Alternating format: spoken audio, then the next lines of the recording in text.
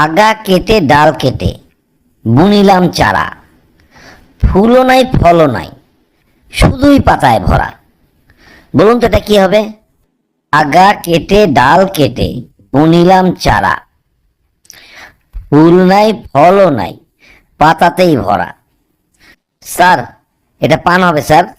আগা গোড়া উল্টে পাল্টে যাবেন তিনি রোজ, সবটা কারো রাজা নহে, মন্ত্র করে খোঁজ।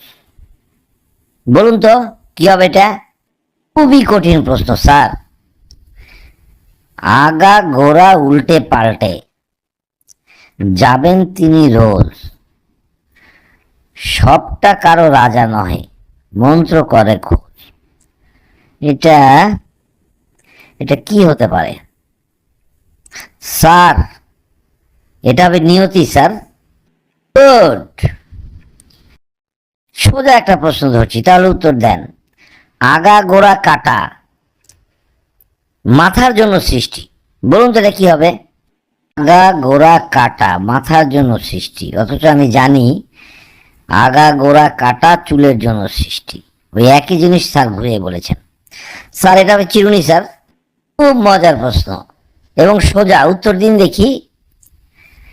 আগা ঝনঝন গোড়া বাঁধা, যে না পারবে সে যে চৌটা।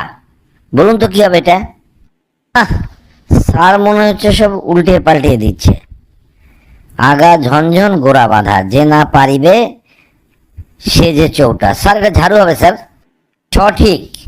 তাহলে বলুন দেখি, আগা গোড়া বেশি নয়, মাঝে বেশি জল, গাছে গাছে ফলে থাকে, সে কি দেশি ফল? বলুন এটা কি হবে?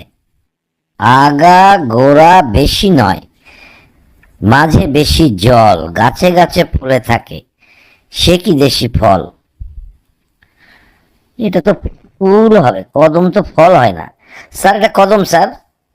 এবারেই সঠিক। তাহলে এবার বলুন দেখি, আগায় খসখস গোড়ায় মুটি, বলতে পারো তা জাদু। বলুন কি হবে এটা?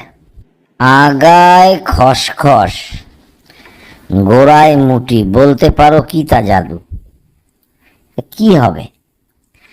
আগায় খসখস মানে আগা খসখসে, গোড়ায় মুটি মানে গোড়া মিষ্টি। স্যার এটা আখ হবে স্যার। সঠিক। তাহলে এবার বলুন দেখি, 250 থেকে 550 গেলে কালিদাসের ধাঁধায় আর কত পেলে? বলুন কত? 250 থেকে 550 গেলে কত থাকবে?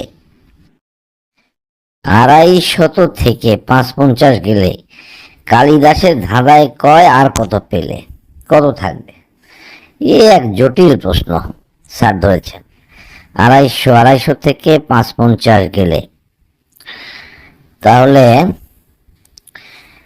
তাহলে থাকবে 225 স্যার। আপনার এই উত্তরখানা একেবারেই ভুল। বন্ধুরা আসুন তো কমেন্ট বক্সে, যারা যারা পারবেন, খুব মজার প্রশ্ন, উত্তরখানা জানিয়ে দিন। প্রশ্নটা হচ্ছে 250 থেকে 550 গেলে কালিদাসের ধাঁধায় আর কত পেলে কত থাকবে? বলুন। তাহলে আজকে এখানে ধন্যবাদ। সবাই ভালো থাকুন, সুস্থ থাকুন। আল্লাহ হাফেজ।